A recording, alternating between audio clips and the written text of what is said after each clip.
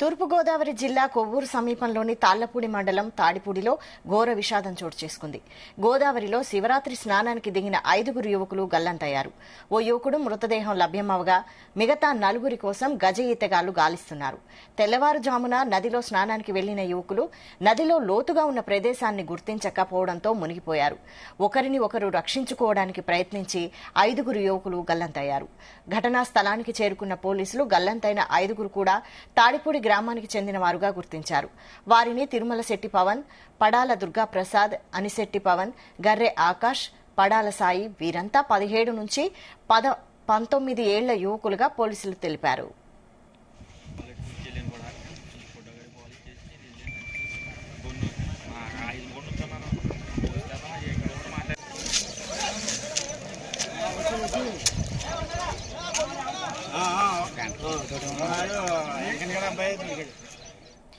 దీనిపై మరిన్ని డీటెయిల్స్ మా ప్రతినిధి ప్రసాద్ అందిస్తారు. ప్రసాద్,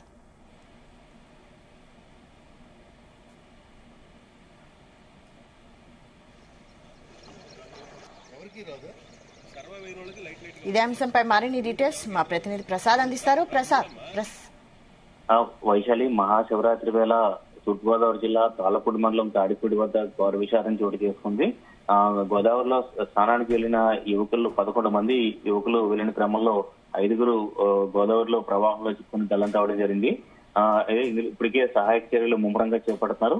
ఇందులో ఒక మృతదేహం దుర్గా ప్రసాద్ ఒక యువకుడి మృతదేహం కూడా లభ్యం కావడం జరిగింది.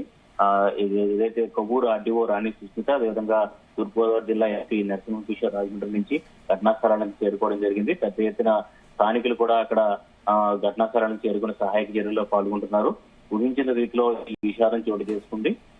ఏదైతే ఈ ఘటనకు సంబంధించి కూడా అధికారులు చెప్తున్న ప్రకారం తెల్లవారుజామున ఈ యువకులందరూ కూడా స్నానానికి రావడం జరిగింది. గోదావరిలో ఇవాళ మహాశివరాత్రి పర్వదిన సందర్భంగా అది గోదావరిలో ఇసుక తెన్నులపై నడుచుకుంటూ వెళ్తున్న క్రమంలో అక్కడ లోతును అంచనా వేయలేక ఏదైతే లోపల మునిగిపోయినట్టుగా కూడా చెప్తున్నారు. అయితే మొత్తం 11 మంది వచ్చిన క్రమంలో 2 ముందుగా యువకులు ఏదైతే మునిగిపోయారు వారిని రక్షించేందుకు మరొక 2 ప్రయత్నించిన క్రమంలో ఇలా 5 కూడా ఆ ప్రవాహంలో చిక్కుకున్నారు. ఇక్కడ గోదావరి కూడా లోతు చాలా ఎక్కువగా ఉంది. దీంతో మిగిలిన మృతదేహాలు కూడా కోసం వలలు వేసి కూడా మత్స్యకారులు పడవలు, అదేవిధంగా ఎస్డీఆర్ఎఫ్ బృందం కూడా చేరుకోవడం జరిగింది. ఎన్డీఆర్ఎఫ్ బృందం కూడా ఘటనా స్థలానికి రప్పిస్తున్నారు. ఏదైతే కుటుంబాల్లో తీవ్ర విషాదం నెలకొంది. వీరందరూ కూడా డిగ్రీ, డిప్లొమా చదువుతున్న విద్యార్థులు. మొత్తం 20 సంవత్సరాల లోపు ఉన్న వయసున్న యువకులే కావడంతో వారి కుటుంబాల్లో తీవ్ర విషాదం అయితే నెలకొంది. గతంలో కూడా గోదావరిలో ఇలా స్థానాలకు వెళ్లి ఘటనలు ఏదైతే చేసిన ఘటనలు అనేకం చోటు చేసుకున్న యువకులు కొంతమంది అక్కడ స్థానికులైనప్పటికీ కూడా గోదావరిలో లోతు అంచనా వేయలేక, అదేవిధంగా ఇటీవల కాలంలో గోదావరిలో కొన్ని చోట్ల ఇసుక తవ్వకాలు అయితే భారీగా జరుగుతున్నాయి. వాటి వల్ల కూడా గోదావరి ప్రవాహంలో కూడా మార్పు వచ్చింది.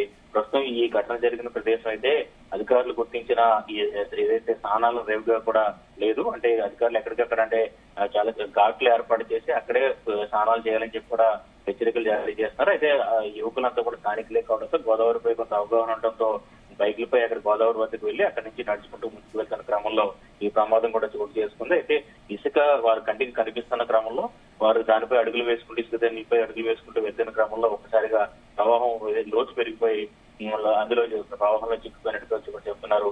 నిన్న ఇవాళ కూడా తీవ్రమైన విషాదాలు చోటు చేసుకున్నాయి. నిన్న అదే తూర్పుగోదావరి జిల్లా ధవళేశ్వరంలో 2 యువకులు బస్సు ప్రమాదంలో అక్కడికక్కడ మృతి చెందడం జరిగింది. ఈ నేచర్లో ఇలా చువత పడడం అనేది వారి కుటుంబాల్లో కావచ్చు ఇటు తీవ్ర విషాదంగా కూడా కనిపిస్తుంది. అన్ని రకాల జాగ్రత్తలు చర్యలు తీసుకోవాలని చెప్పి కూడా పోలీసులు చెప్పినప్పటికీ కూడా కొన్ని చోట్ల విషాదాలు చోటు చేసుకుంటాయి. దీనికి సంబంధించి చూస్తే కనుక మిగిలిన మృతదేహాల కోసం తీవ్రంగా గాలింపు చర్యలు అయితే చేపడుతున్నారు. వారికి చేపట్టడమే ఏదైతే వారి మృతదేహాలకు సంబంధించిన గాలింపు చర్యలు కూడా సఫలమయ్యే అవకాశం అయితే కనిపిస్తుంది.